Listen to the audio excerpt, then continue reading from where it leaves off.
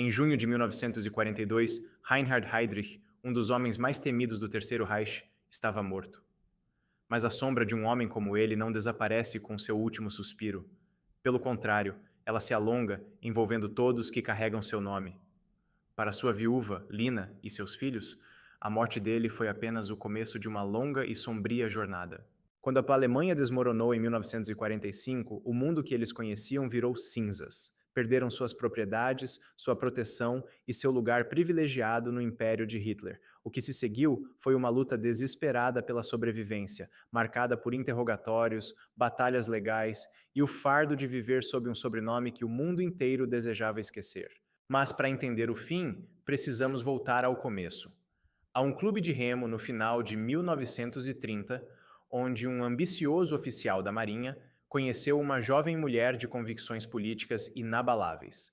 A conexão foi imediata, mas ninguém poderia prever que aquela união seria o catalisador que transformaria um militar demitido em um dos maiores arquitetos do terror da história. Pouco tempo depois, uma demissão humilhante destruiria sua carreira militar, empurrando-o para a beira do abismo. Mas foi ali, no ponto mais baixo de sua vida, que uma nova porta se abriu, uma porta para um poder inimaginável e uma escuridão sem fim. O início de 1931 marcou um ponto de virada sem retorno. Reinhard Heydrich, um promissor oficial naval, foi levado a um inquérito por uma questão de honra. Ele havia se comprometido com Lina von Osten enquanto ainda estava legalmente ligado a outra mulher. Para a rígida hierarquia militar da época, a ofensa era imperdoável. O almirante Erich Raeder foi inflexível. Em abril, Heydrich foi demitido. Para um homem movido por uma ambição voraz, a decisão não foi apenas o fim de uma carreira, foi uma aniquilação pública. Ele estava humilhado, sem rumo e despojado de seu status. Foi nesse momento de desespero que Lina von Osten provou ser mais do que uma noiva. Ela já era uma fervorosa adepta do movimento nacional socialista e viu no fracasso do noivo uma oportunidade. Ela não lhe ofereceu apenas consolo, ela lhe ofereceu um propósito. Ela o apresentou a um mundo novo e radical, um mundo onde a disciplina e a crueldade de Heydrich não seriam vistas como falhas, mas como qualidades valiosas. Incentivado por ela, ele se juntou ao Partido Nazista e poucas semanas depois, à SS. Naquela organização sombria e crescente, Heydrich encontrou seu verdadeiro lar. Sua eficiência fria, sua mente analítica e sua completa falta de escrúpulos morais eram exatamente o que os líderes da SS procuravam. Ele não era apenas um recruta, ele era um protótipo. Sua ascensão foi meteórica. O casamento com Lina, em dezembro de 1931, selou a parceria que o impulsionaria ao topo. Em poucos anos, o oficial naval demitido se tornou um dos homens mais poderosos e temidos da Alemanha, um dos principais arquitetos do aparato de segurança e terror do Reich. Em 1942, ele estava no auge de seu poder, servindo como protetor do Reich da Boêmia e Morávia. Em Praga, ele governava com mão de ferro, esmagando a resistência com uma brutalidade calculada que lhe rendeu o apelido de o Carniceiro de Praga. Ele se sentia intocável, desfilando pela cidade em seu carro aberto, um símbolo de seu domínio absoluto. Mas a arrogância é o luxo dos condenados. Escondidos nas sombras da cidade ocupada, homens treinados na Grã-Bretanha observavam cada movimento seu. Eles não tinham um exército. Tinham apenas uma missão, um nome e uma oportunidade. Em 27 de maio de 1942, a rotina de poder de Reinhard Heydrich em Praga foi estilhaçada. Sua Mercedes-Benz verde e sem capota foi emboscada por agentes da resistência tcheca. A explosão o arremessou para fora do veículo, ferido, mas consciente. Inicialmente parecia que ele sobreviveria. Ele até mesmo tentou perseguir seus agressores, mas os fragmentos da bomba carregavam uma sentença de morte invisível. Levado ao hospital, ele foi operado, mas uma infecção se instalou em seu corpo. O homem que controlava a vida e a morte de milhões foi lentamente consumido por dentro, por um inimigo que ele não podia ver nem intimidar.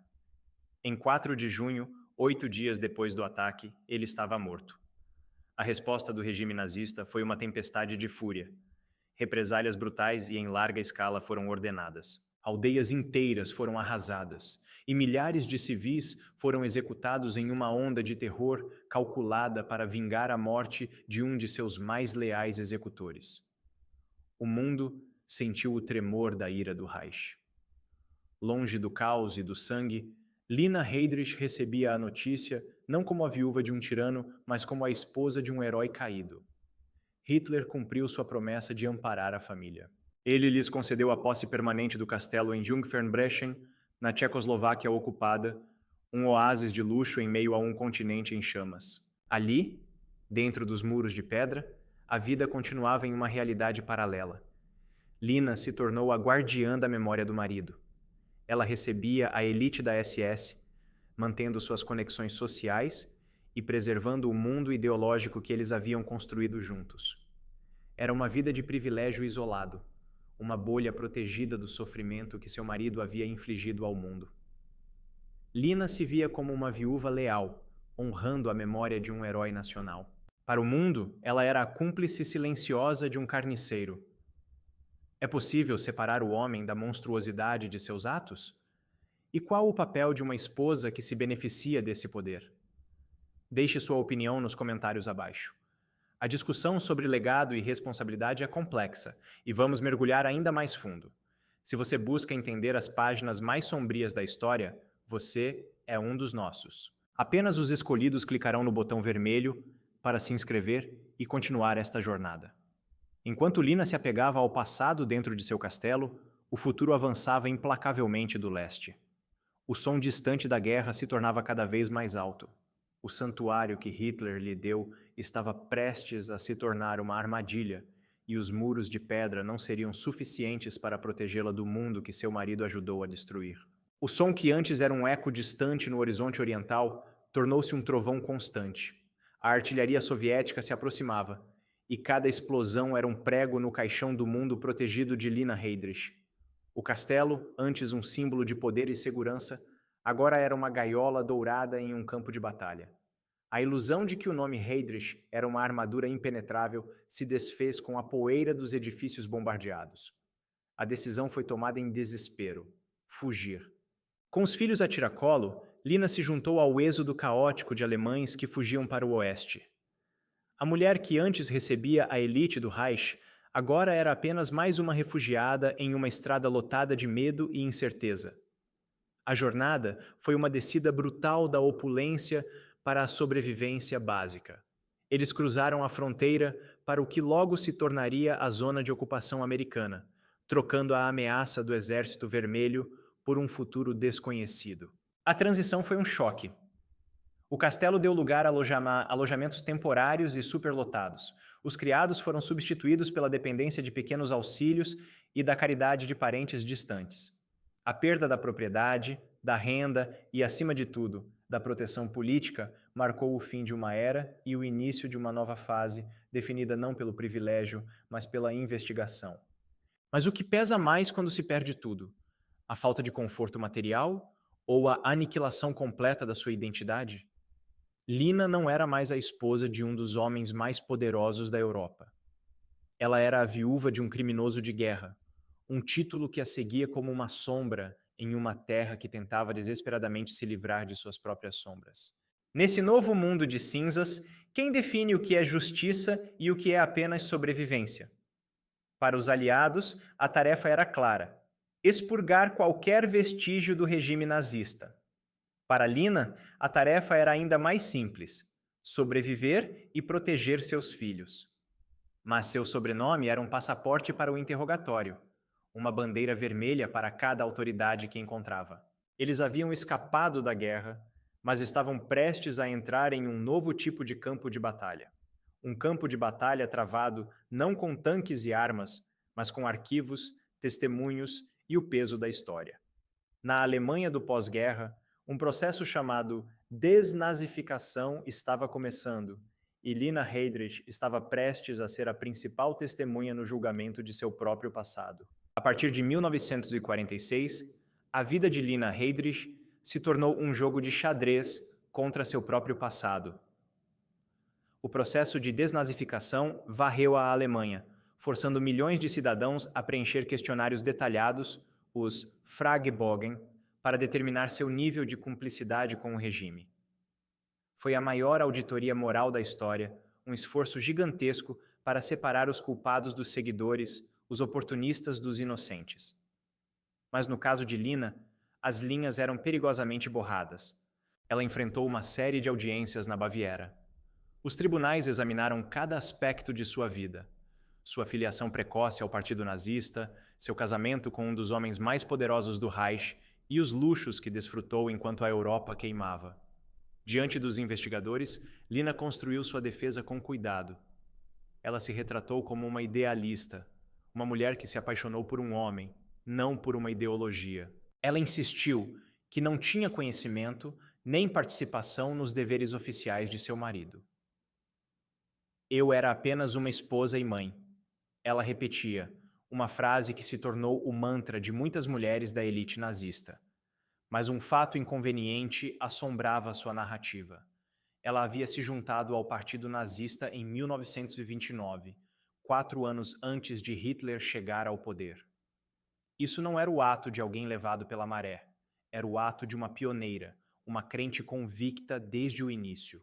Apesar disso, em 1949, o tribunal chegou a uma conclusão surpreendente. Lina foi classificada como Mitläuferin, uma seguidora. Foi uma das 5 categorias do processo, e a segunda mais branda. Ela não era uma criminosa principal, nem uma ofensora, apenas alguém que seguiu o fluxo. A decisão permitiu que ela evitasse penalidades severas, mas a deixou em uma situação financeira precária. Com seus bens perdidos e sem profissão, Lina iniciou uma nova batalha, desta vez nos tribunais civis. Ela não queria perdão. Ela queria uma pensão. Ela argumentou que, como viúva de um oficial alemão morto em serviço, tinha direito a apoio do Estado. Seu pedido se resumia a uma questão legal aparentemente simples, mas moralmente explosiva. Reinhard Heydrich, o chefe do escritório principal de segurança do Reich, o arquiteto de inúmeras atrocidades, poderia ser legalmente considerado um membro das Forças Armadas no momento de sua morte? A resposta a essa pergunta não definiria apenas o futuro financeiro de Lina Heydrich. Ela testaria a própria alma da nova Alemanha, forçando o sistema de justiça a decidir se a lei poderia ou deveria ignorar a monstruosidade de um homem. Em 1954, o martelo da justiça bateu e o som ecoou por toda essa Alemanha. Um tribunal de Munique proferiu sua decisão. Reinhard Heydrich, apesar de seu papel como chefe da segurança do Reich, ainda possuía um status qualificável sob os regulamentos do serviço militar. A decisão foi baseada em uma interpretação fria e técnica da lei, desprovida de qualquer julgamento moral. Para o tribunal, Heydrich era, em papel, um general da polícia e sua morte em Praga foi considerada ocorrida em serviço. Para Lina Heydrich, isso significava uma coisa: vitória. Ela tinha direito a uma pensão de viúva.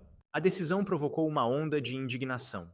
Como o Estado alemão, que lutava para se reconstruir sobre os escombros morais do nazismo, podia financiar a viúva de um dos maiores arquitetos do terror? Críticos argumentaram que a lei, nesse caso, havia se tornado cega para a justiça. Mas os defensores da decisão insistiram que a justiça deve operar dentro de parâmetros legais estritos, não com base na emoção pública. Para o bem ou para o mal, a lei havia falado. Com a estabilidade financeira garantida, Lina iniciou o próximo capítulo de sua vida. Ela deixou para trás as ruínas da Baviera do pós-guerra e se mudou com a família para a remota ilha de Femar, um refúgio varrido pelo vento no Mar Báltico. Lá, longe dos olhares curiosos e do julgamento constante, ela abriu uma pousada, a Pension Imbria. O local se tornou mais do que seu meio de vida. Tornou-se seu santuário. A Pension Imbria logo se transformou em um ponto de encontro discreto para uma rede de conhecidos do passado. Antigas famílias ligadas à elite da SS encontravam ali um ambiente acolhedor, onde podiam relembrar os velhos tempos sem medo de recriminação. Lina não apenas administrava o negócio. Ela cultivava um enclave de memória, um lugar onde a lealdade ao seu marido e ao mundo que ele representava permanecia inabalável. Ela se via como uma vítima incompreendida do clima do pós-guerra, Uma mulher que havia perdido tudo, mas que se recusava a perder sua honra ou a manchar a memória de seu marido. Mas viver em silêncio em sua ilha-fortaleza não era suficiente. O mundo exterior havia escrito a história de seu marido, pintando-o como um monstro. Lina decidiu que era hora de pegar a caneta e contar sua própria versão. Ela estava prestes a publicar um livro de memórias que não seria apenas um relato pessoal, mas um ato de desafio, forçando a Alemanha a confrontar o passado mais uma vez, desta vez através dos olhos da mulher que amava o carniceiro. Em 1976, Lina Heydrich lançou sua granada literária contra o consenso histórico. Seu livro de memórias, Vida com um Criminoso de Guerra, chegou às prateleiras e a reação foi imediata e polarizada. O livro não era um pedido de desculpas, nem uma tentativa de reconciliação. Era um manifesto. Nele, Lina pintava um retrato íntimo de Reinhard Heydrich, não como o monstro que a história conhecia, mas como um marido dedicado, um pai amoroso e um oficial incompreendido. Ela transferia a culpa por suas ações para figuras como Heinrich Himmler, questionava evidências históricas e apresentava uma narrativa de lealdade e tragédia pessoal. Para os críticos, o livro era uma obra de revisionismo descarado, uma tentativa de higienizar um dos piores criminosos do século. Para outros, era um fascinante, ainda que perturbador, vislumbre da mentalidade de alguém que viveu no coração das trevas e se recusou a reconhecê-la. O livro solidificou a imagem pública de Lina, a da viúva impenitente, uma mulher cujas convicções permaneceram congeladas no tempo, imunes a 4 décadas de revelações e julgamentos. O interesse por ela ressurgiu, e jornalistas e pesquisadores fizeram a peregrinação até sua pousada em Fehmarn, buscando entender a mulher por trás do mito. Em entrevistas, ela era afiada, precisa e inabalável. Com uma memória notável para detalhes, ela defendia firmemente o marido, expressando a convicção de que a história o havia julgado injustamente. Ela não mostrava qualquer disposição para reinterpretar o passado. Para Lina, o mundo não havia mudado. Ele apenas havia se tornado hostil à sua verdade. Suas declarações públicas levantaram um debate complexo. Como uma sociedade deve lidar com o testemunho daqueles que permanecem leais a ideologias desacreditadas? Devemos descartá-los como propaganda ou estudá-los como artefatos psicológicos de uma era sombria? Lina Heydrich morreu em 14 de agosto de 1985, aos 73 anos, em sua ilha-refúgio. Ela viveu e morreu defendendo o homem que amava, deixando para trás um legado controverso de lealdade e negação. Ela havia lutado suas batalhas, contado sua história e encontrado uma forma de paz em seu próprio mundo. Mas a história não termina com ela. O nome Heydrich não foi enterrado com ela. Ele continuou a viver em seus filhos. Para eles, a morte da mãe não foi o fim de um capítulo, mas o início de um novo tipo de silêncio. Como se vive uma vida normal quando seu sobrenome é sinônimo de terror? Como se constrói um futuro quando o passado de seu pai é um abismo que ameaça engolir tudo? A batalha de Lina foi pública e desafiadora. A batalha de seus filhos seria silenciosa, interna e talvez ainda mais difícil. Para os filhos de Reinhard Heydrich, o legado foi uma herança não solicitada, uma sombra da qual era impossível escapar. Cada um deles lidou com esse fardo de uma maneira diferente, seguindo caminhos que divergiam drasticamente da defesa pública e impenitente de sua mãe. O mais velho, Klaus, teve seu destino selado cedo, morrendo em um acidente de trânsito em 1943, poupado de enfrentar o colapso do mundo de seu pai e o julgamento que se seguiu. Haider, o filho mais conhecido, escolheu o caminho do silêncio. Por décadas, ele construiu uma vida como engenheiro, evitando a atenção pública e se recusando a falar sobre o pai. No entanto, em raras entrevistas, já em idade avançada, a lealdade familiar pareceu falar mais alto. Ele adotou uma postura defensiva, ecoando, ainda que de forma mais branda, a narrativa de sua mãe.